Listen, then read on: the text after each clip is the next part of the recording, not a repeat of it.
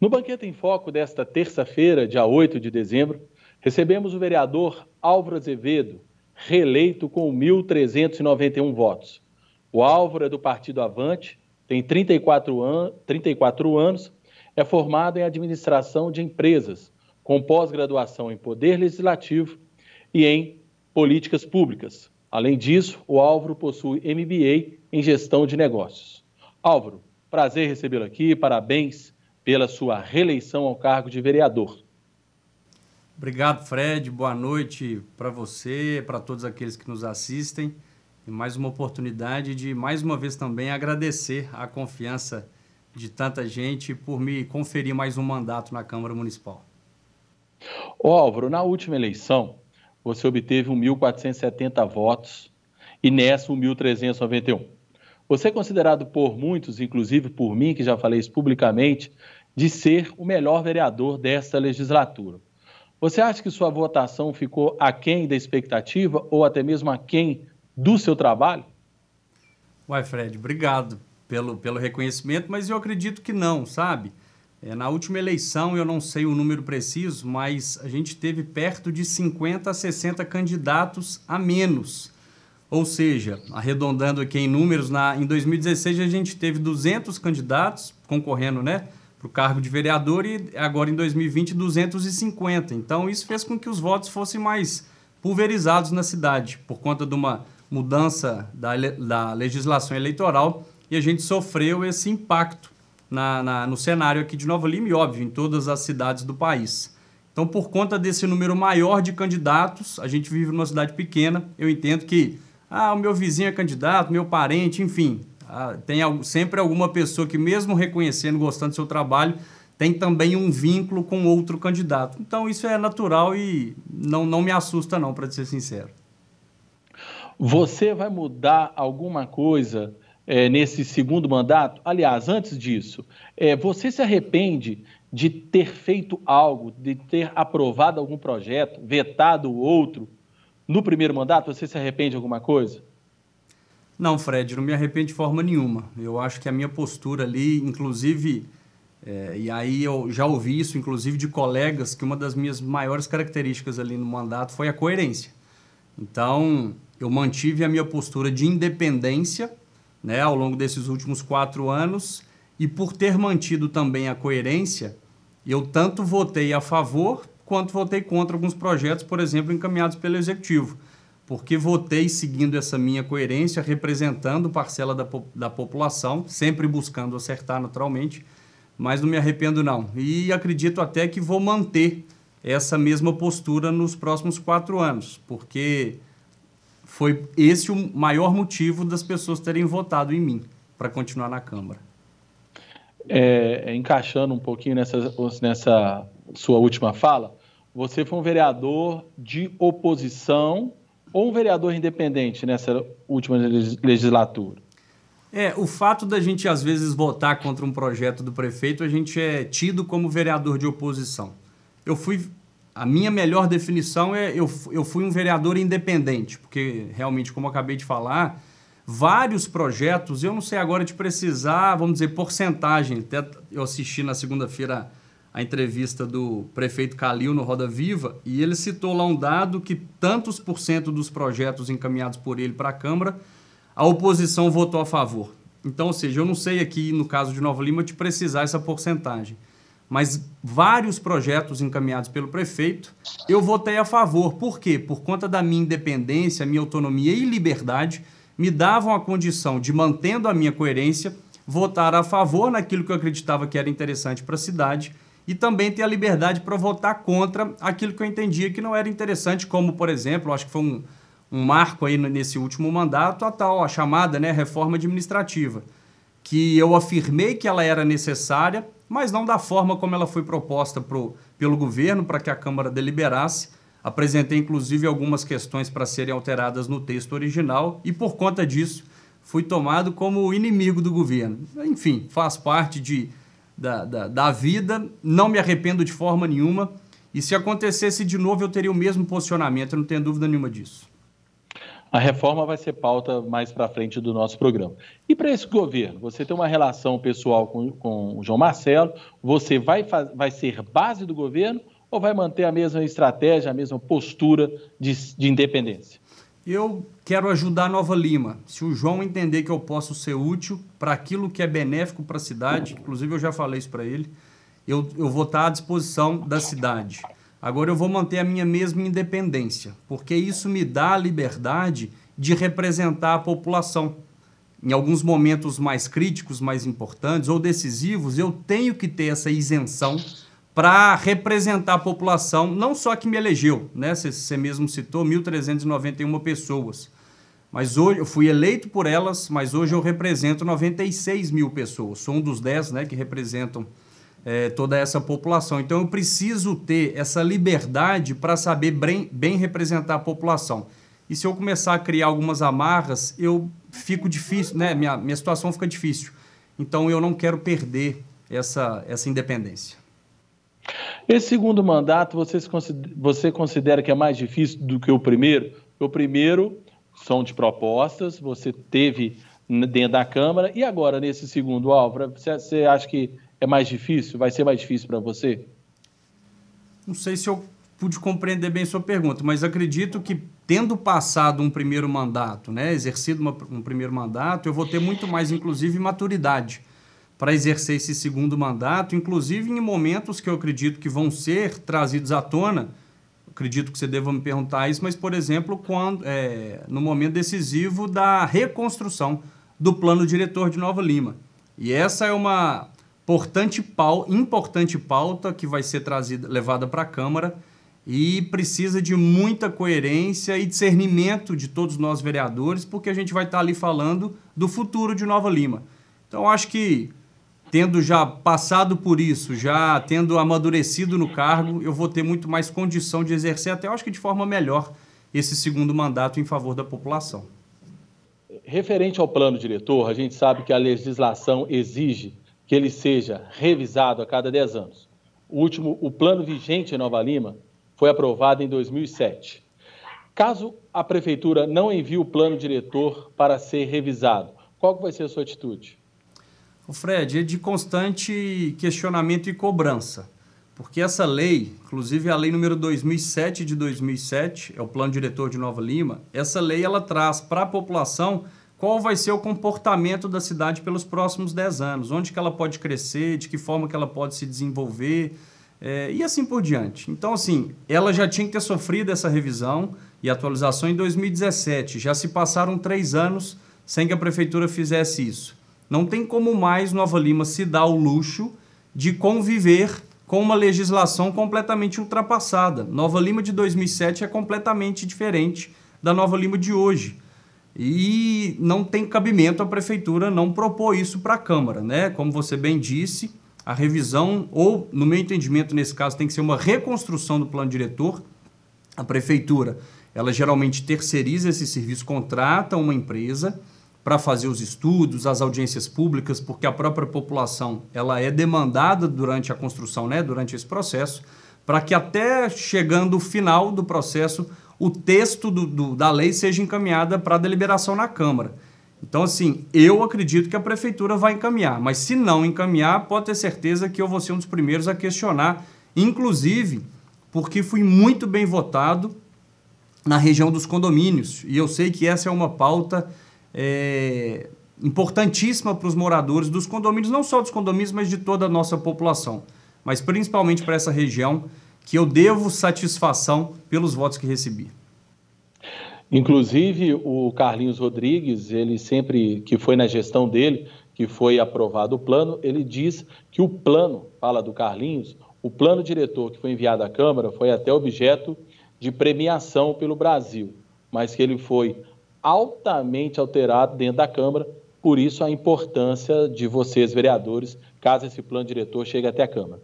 Já falando em reformas, em alterações, você foi um dos grandes defensores, né, do servidor público, como você bem disse, que você era a favor da reforma, mas não da forma de alguns itens dela. Você vai propor que a reforma administrativa volte para a Câmara para fazer alguns ajustes, Álvaro? Não, Fred, na verdade eu não vou propor que ela volte, porque na verdade a reforma foi eles chamam de reforma administrativa, mas a lei mais impactante foi o Estatuto do Servidor. Então alguns pontos, alguns artigos desse estatuto têm que ser revistos, isso é fato. Vou te dar um exemplo que parece bobo, mas que traz um grande impacto e não necessariamente financeiro aos cofres da prefeitura. Lá existe um artigo que fala que todos os servidores deverão cumprir carga horária equivalente àquela trazida e aprovada quando da realização do concurso público. E de lá para cá foram aprovadas algumas leis alterando essa carga horária.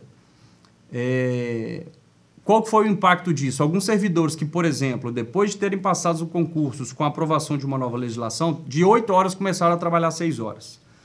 E aí agora a prefeitura, com a aprovação do estatuto, das 6 volta aos servidores a trabalhar às 8 horas, mas não mexe no salário dos servidores. Inclusive eu ajuizei, a minha equipe ajuizou várias ações aqui em Nova Lima para falar para a prefeitura 2 coisas. Ou você volta a carga horária que essas pessoas estavam cumprindo, ou paga proporcionalmente a mais o salário que é devido a elas. Ou seja, isso está tendo uma defasagem, caracteriza uma defasagem no salário. E eu acredito que essa revisão da carga horária, que não traz impacto para o município, tem que ser um dos principais e primeiros pontos a serem revistos. Porque teve gente que teve que largar outro emprego, porque só com o salário da prefeitura não está conseguindo pagar as contas, já que era uma outra realidade que vivia.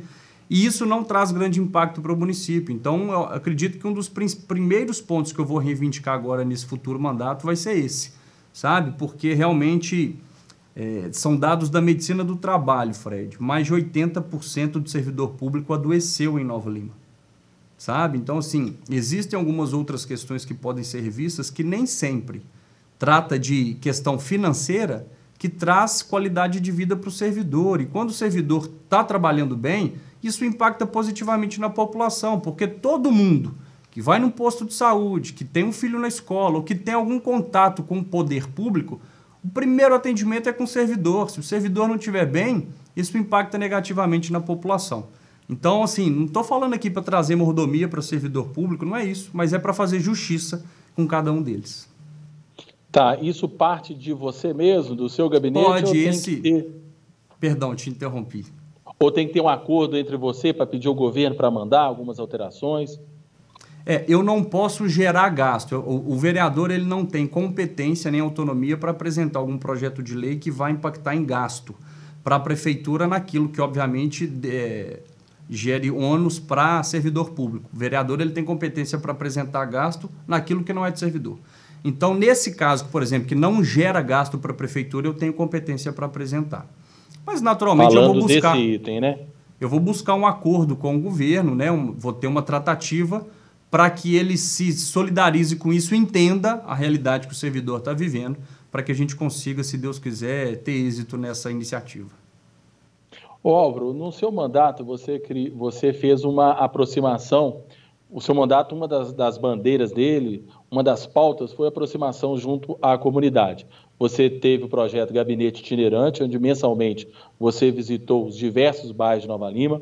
Fez também um aplicativo de Nova Lima, onde lá, num aplicativo no telefone, a comunidade poderia ver sua prestação de contas, a sua verba de gabinete, seus projetos e por aí vai. O que seu novo mandato vai ter de novo? Fred, eu confesso para você que eu não falei o que eu ia fazer de novo para a população. Acho que os votos que eu recebi foram até em consequência do trabalho já realizado nos últimos 4 anos. Eu não estou aqui querendo inventar a roda, sabe? O que eu prometi, o que eu assumi de compromisso com a população era de justamente manter esse meu posicionamento, essa minha postura nos próximos 4 anos. E a população soube reconhecer isso.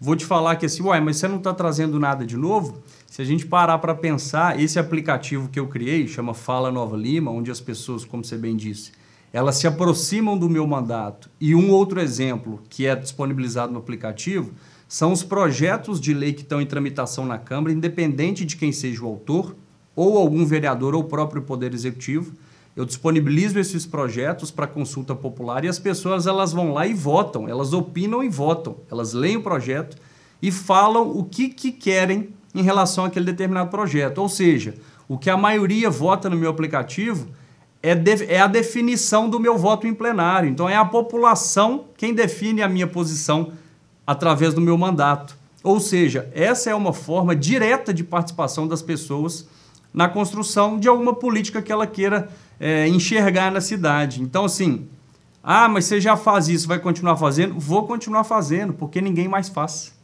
E eu acho que é uma forma, se existir melhor, eu posso até correr atrás e fazer. Mas aqui em Nova Lima é uma forma direta de participação das pessoas na vida política da nossa cidade. E o gabinete itinerante, como você também disse, literalmente, uma vez por mês eu escolhia um bairro e saía batendo de porta em porta da casa das pessoas para ouvir o que elas estavam demandando, quais eram as necessidades do bairro, da rua, para que eu fosse uma ponte, para que eu servisse como um elo de ligação entre a demanda da população e, óbvio, o poder público que vai ali resolver qualquer situação que elas estão encontrando de dificuldade. Então, eu quero continuar fazendo isso. O que eu vou fazer de novo vai depender do que, por exemplo, a própria prefeitura propuser de pauta para a Câmara ou que algum vereador também traga de iniciativa. Eu acho que isso tem que ser uma construção. Mas essa minha postura, essa minha isenção e independência, acho que as pessoas podem dormir tranquilas, porque isso elas vão continuar vendo pelos próximos 4 anos. Ô Álvaro, no seu primeiro mandato, você era o Álvaro, filho do juiz, filho do doutor Juarez. Hoje você, depois desse mandato, você construiu a sua independência, Álvaro? Eu acredito, Fred, que eu acho que esse foi o grande desafio assim, desse primeiro mandato, sabe? Eu comento e eu falo isso de forma muito até tranquila. O fato de ser filho de juiz numa cidade interior parece que é um pecado, porque as pessoas mal sabiam o meu nome. Me viam e falavam, o filho do juiz. Eu sou o melhor amigo do meu pai e ele é meu melhor amigo. A gente tem uma relação que extrapola pai e filho, a gente é irmão. E eu tenho um carinho, um amor incondicional pelo meu pai, sabe? Eu acho que isso é nítido, quem conhece a gente sabe disso. Mas, poxa, eu tenho minha vida, eu tenho a minha própria identidade e isso, de certa forma, me incomodava um pouco. E eu acho que durante esses 4 anos de mandato eu consegui superar essa questão.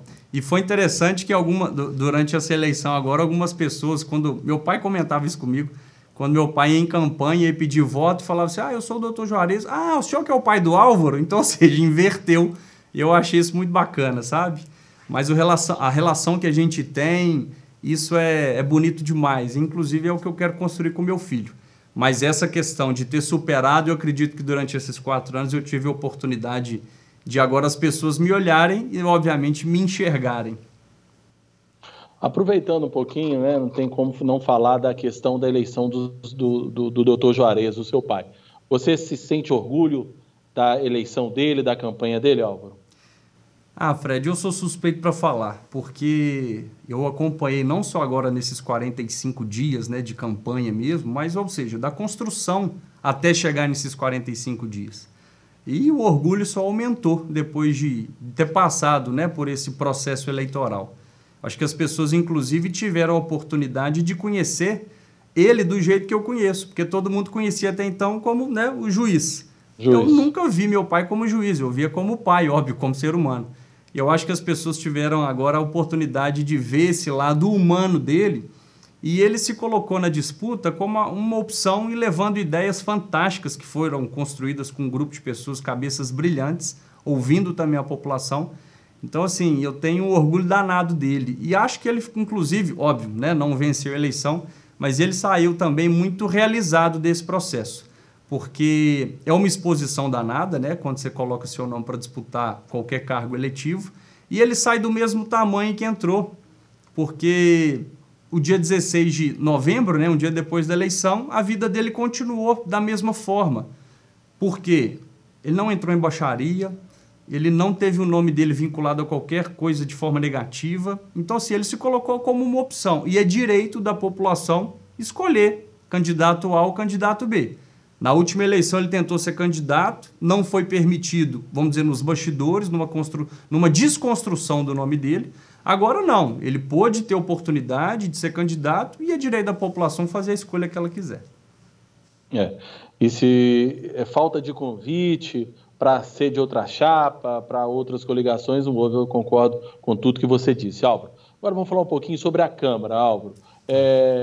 Entra a legislatura, sai a legislatura, o tema continua. O que você acha a respeito do repasse que a Câmara recebe? É muito alto? Qual que é a sua opinião? Fred, era muito mais fácil eu chegar aqui e falar o repasse é muito alto, tem que reduzir, porque é um absurdo. Agora, eu já tenho 4 anos que convivo ali e conheço um pouco da realidade da Câmara. Existem alguns excessos que podem ser revistos, como em qualquer lugar. Isso é natural e a gente tem que ter a coragem, inclusive, para trazer isso aqui à tona.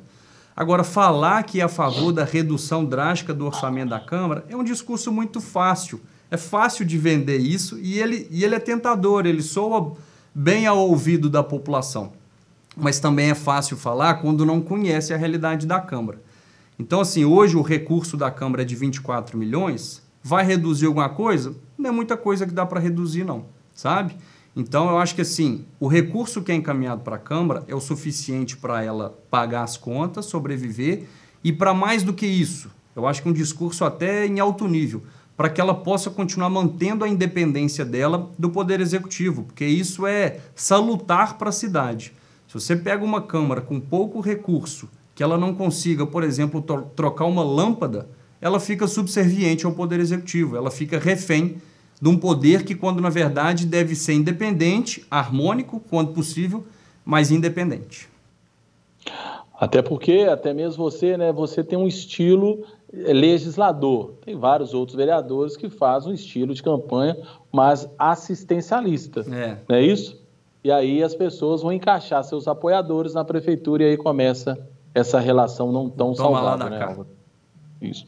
Álvaro, referente a cargos comissionados da prefeitura, você acha o número alto? Qual é esse número, uma vez que você desbruçou sobre a reforma administrativa? Você tem a sua opinião a respeito disso, dos números dos cargos comissionados da prefeitura de Nova Lima? Ô Fred, os cargos comissionados da prefeitura são 529. A gente votou isso na chamada segunda etapa da reforma administrativa. E ali não houve questionamento nenhum sobre a quantidade de cargos. Inclusive, o questionamento que eu fiz foi sobre a escolaridade, a capacidade e o perfil para cada um dos cargos. Porque existem, por exemplo, para citar um exemplo, cargos em comissão de escolaridade baixa que recebem 2 vezes mais do que professor da rede municipal. Isso eu me coloquei de forma contrária. Eu não fiz questionamento, sinceramente, à quantidade de cargos que a prefeitura tem, os cargos comissionados. Mas eu fiz, sim, questionamento sobre a escolha desses cargos, a forma de escolha e, como eu disse, o critério de qualificação.